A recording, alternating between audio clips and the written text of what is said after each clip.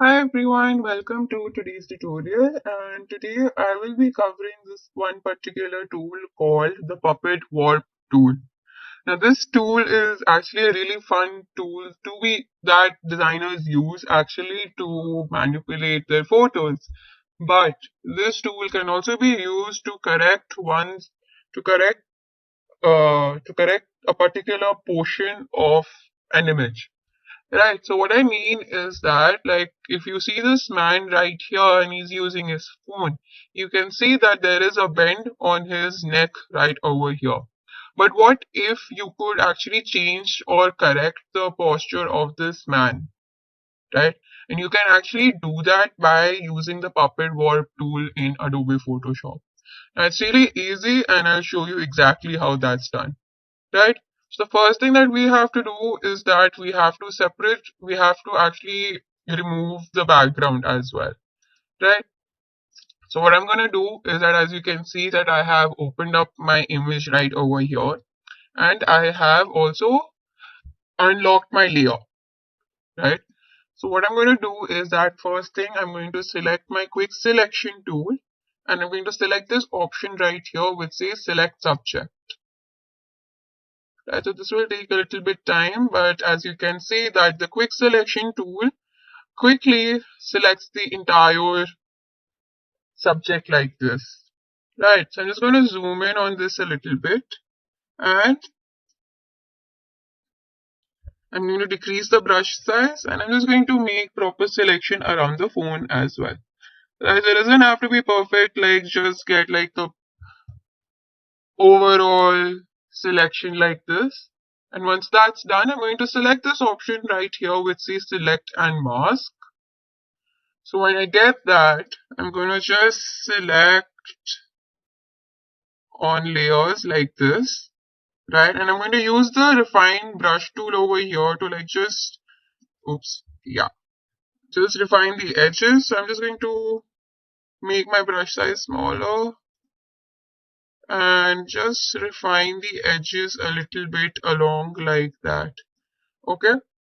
Once that's done, I'm just going to come over here to this output too, and I'm going to select this option which says new layer and click on OK. So as you can see that we have now removed the background as well. Okay. So what I'm going to do is that temporarily I'm just going to hide the top layer for now, and I'm going to go ahead and make some changes here. Right. So I'm going to click on Control and select this layer like this layer 0 copy, so that this selection gets selected again. So then I'm going to go over here to my select option, go to modify, and I'm going to go and select this expand option, and I'm going to give the radius or like the size of the pixels to be 20 pixels and click on OK. As you can see that this type of a selection is made. Okay. So then what I'm going to do is that I'm going to come back here to my layer 0. I'm going to click on Shift and Backspace onto my keyboard, and I'm going to get this pop-up box which says Fill, and I want to temporarily just remove this man, right? So also make sure that while you're going to remove this, make sure that you're in your original layer over here. Okay, so that's why, because we already have this copy right here of this model of this man, and the background is not there. So in the contents, I'm going to make sure that my content aware has been selected, and I'm going to let the other settings be the way it is, and I'm going to go ahead and click on OK. This will take a couple of seconds, but what this will do is that it's going to remove the model like that. Alright, and then I'm going to click on Ctrl plus D to deselect.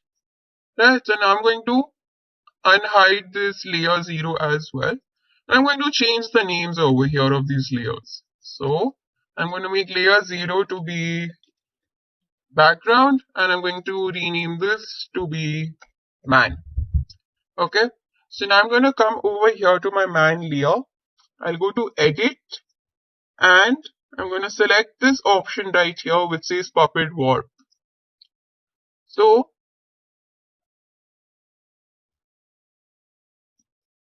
once you do that, you can see that the Puppet Warp, you might get something like this where you can see all these lines creating this kind of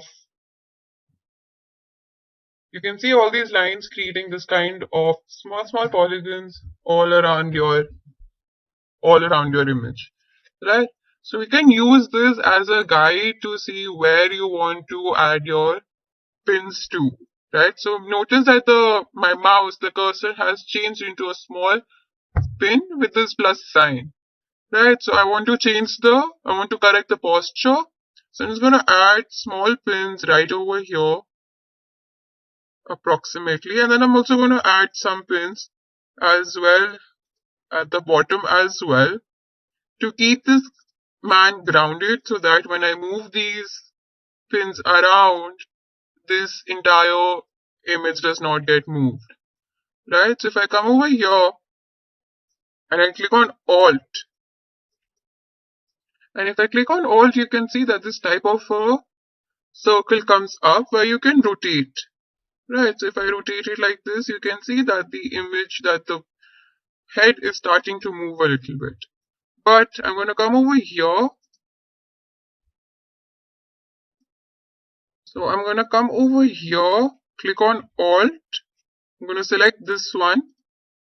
So you can see that this blue dot comes in the middle. I'm going to click on Alt.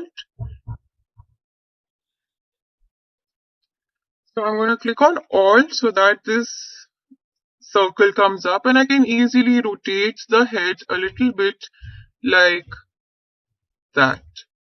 I'm going to do the same over here as well. I'm going to make sure that this blue dot comes onto this pin. Click on Alt and also just slightly correct the posture up a little bit like that. So once that's done, I can easily just go and click on this enter right here. And as you can see that we have now easily corrected the posture like this. So that's how you can use the Puppet Wark tool to correct the entire posture of your image like that. So it's literally that easy. So now that we have come to the end of our tutorial, I hope you found this tool to be useful, and with a little practice you can use the Puppet Warp tool to play around and experiment and manipulate your entire photo and also use it to correct the entire posture of an image. So thank you for watching and stay tuned for more.